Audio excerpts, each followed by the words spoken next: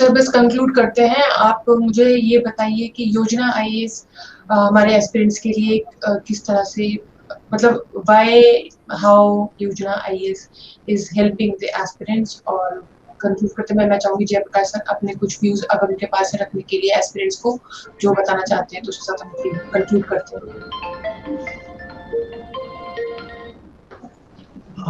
ये कोचिंग का सबसे बड़ा रोल है कि जो इनएक्टिव, जैसे मैं एक योजना आईएएस की सबसे बड़ी विशेषता है कि जो चीज आपको नहीं दिख रहा है, आपने पढ़ा है फिर भी आपको वो नहीं दिख रहा है, तो उसको दिखाना।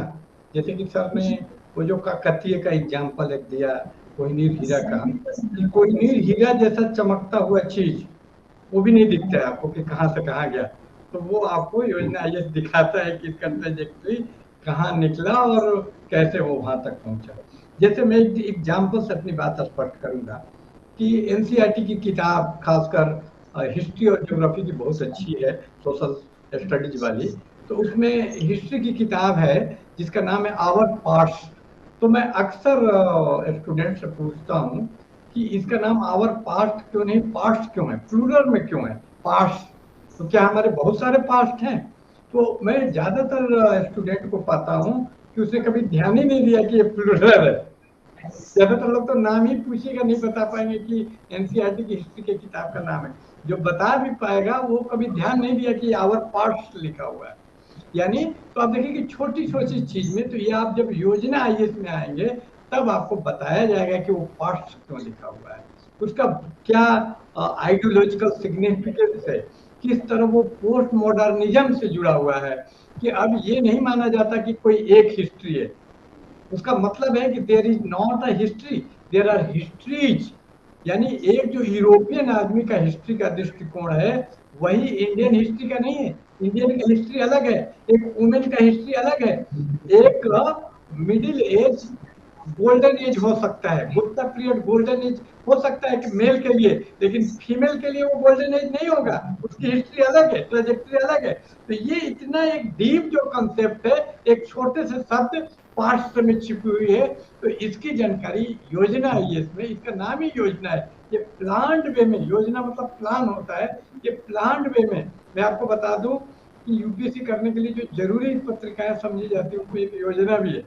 तो योजना का इंपॉर्टेंस आप समझ सकते हैं। तो ये आपको प्लान्ड वे में सारी चीजें बताता है, कंसेप्चुअल डेप्थ आपको देता है।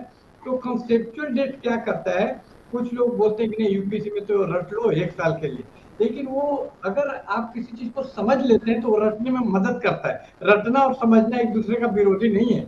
वो चीज, जैसे मैं आपको एक चाइनीज नाम बोलूं तो आपको याद नहीं होगा, लेकिन इंडियन राम प्रसाद बोलूं तो तुरंत याद हो जाए, क्यों? उसको आप समझ लेते हैं, रिलेट कर पाते हैं। तो रिलेट करना, तो रिलेट करके पूरे टोटलिटी में किसी चीज की तैयारी करवाने का काम सबसे बड़ी योजना आईएएस की विशेषता है, कि आपको ये छोटी छोटी चीजों को बताता है और उसके आपस के रिलेशनशिप को बताता है। यानी ये इक्लेक्टिक नहीं है, डायलेक्टिक है, यानी चीजों के आपसी संबंध को। और ह्यूमन माइंड का भी स्ट्रक्चर ऐसा ही है कि वो चीजों को जोड़कर ही याद कर पाता है, कि एक चीज आप बताएंगे तो कई चीजें उसको याद आ जाएंगी, वो जोड़कर बताने का काम ये करता है। और ये आपको बहुत, यही नहीं, ये साइकोलॉजी का भी ध्यान रखता है योजना ये आपको चीजों को सिर्फ बताता नहीं है, दिलचस्प ढंग से बताता है। इसके जो टीचर हैं जितने भी, ये दिलचस्प ढंग से बताते हैं। दिलचस्प ढंग से बताना इसलिए जरूरी है कि हम आपको अच्छा से अच्छा खाना दे दें, लेकिन अगर वो डाइजेस्ट नहीं हो तो वो बेकार है, वो फूड नहीं बनेगा, उससे आपको फायदा नहीं होगा। तो कितने दूसरे कोचिंग वाले क्या करते हैं, उनका दृष्टिकोण है कि फालतू चीज हमको नहीं देना है, ठीक है, लेकिन योजना जो कोचिंग है वो फालतू चीज भी देता है। क्योंकि आप पढ़ेंगे जब बायोलॉजी, तो जो भोजन के एलिमेंट्स हैं कार्बोहाइड्रेट प्रोटीन, तो उसके साथ रफेज भी है कि फालतू चीज भी होनी चाहिए तभी वो पचेगा।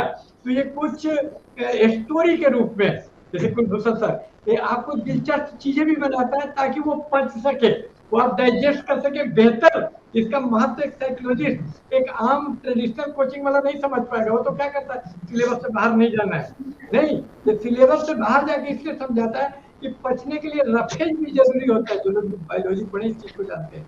तो ये योजना आईएएस एक बुद्धा जिसको सम्यक ज्ञान बोलते हैं, तो ये आपको सम्यक ज्ञान, होलिस्टिक ज्ञान देता है कि आपको न सिर्फ ज्ञान दे, वो आपको एसिमिलेट हो, वो ज्ञान एकदम आपके अंदर, आपके खून, आपके रगों में दौड़ने लगे, जिसको गाली बोलता है कि रगों में दौड़ने का मैं कायल हूं, तो ये रगों में आपको वो सिलेबस दौड़ने लग जाता है, तो आपका एकदम फिंगर टिप्स पे सब कुछ आ जाता है, और एग्जाम में आप नर्वस नहीं होते हैं अगर आपने योजना आयोग को योजनाबद्ध ढंग से अध्ययन किया है। तो ये योजना आईएएस की सबसे बड़ी विशेषता मैं बोलूंगा कि इसका अप्रोच एकांगी नहीं, इसका अप्रोच पूरा होलिस्टिक समग्रता मूलक है, और this coaching strive to give you all round training to you in a interesting वे।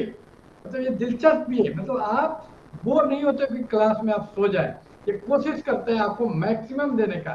तो मैक्सिमम देने में सिर्फ, यानी ये बाकी कोचिंग में सिर्फ टीचिंग के आर्ट को ध्यान में रखा जाता है, जिसको पेडागोजी बोलते हैं, साइंस ऑफ टीचिंग, लेकिन योजना आईएएस में साइंस ऑफ लर्निंग यानी मैथमेटिक्स का भी ध्यान, ये मैथमेटिक्स पे भी ध्यान देते हैं हम लोग स्टूडेंट्स के, कि लर्न तुम कैसे करोगे इजीली। एक बेस जिसका जीरो है उसका भी बेस योजना आईएएस बना देता है, क्योंकि लर्निंग प्रोसेस, लर्निंग भी एक आर्ट है। ऐसे सारे कोचिंग लर्निंग की जिम्मेदारी उस पर छोड़ देते हैं स्टूडेंट पे, योजना आयोग पूरी जिम्मेदारी आपकी लेता है, आप कैसे लर्न करेंगे इसकी भी ट्रेनिंग देता है, कि कैसे पढ़ोगे, तुम रिवाइज कैसे करोगे घर पे जाके।